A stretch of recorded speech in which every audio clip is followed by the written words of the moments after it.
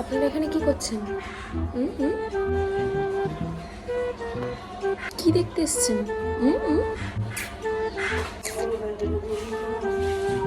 আমার মার কথা বলা শেষ হয় না পাশে। আমি আজকে আমার মনে কয়েকটা গোপন কোশ্চেন তোমাদেরকে তোমাদের সামনে রাখবো। তোমাদের কার কি মনে হয় বলো। আমি কেন জানি না কন্টিনিউ পা দোলাচ্ছি, বুঝতে পারছি না কেন, বাট আমি দোলাচ্ছি।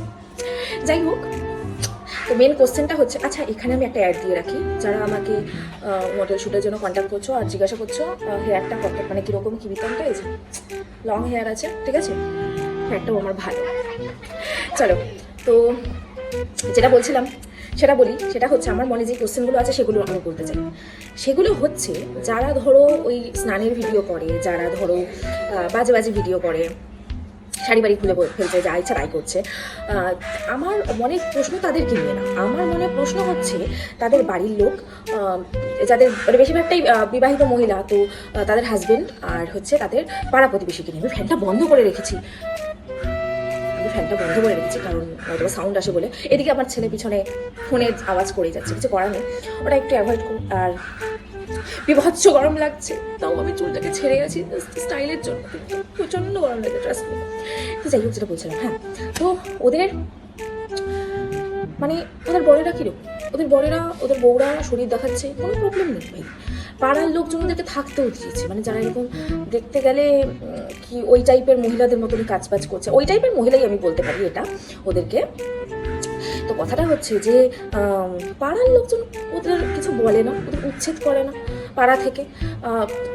পাড়ার লোকজন নাকি কীরকম টাইপের আমি সেটা বুঝে উঠতে পারি না, পাড়ার লোকজন কিছু বলে না। আর সেকেন্ড হচ্ছে যেটা বরকে নিয়ে বলতে আর কি, কীরকম টাইপের বর, যে বউ তার বউয়ের বডি অন্য ছেলেরা দেখছে, এনজয় করছে, আর যা যা করছে আমরা সবাই বুঝি।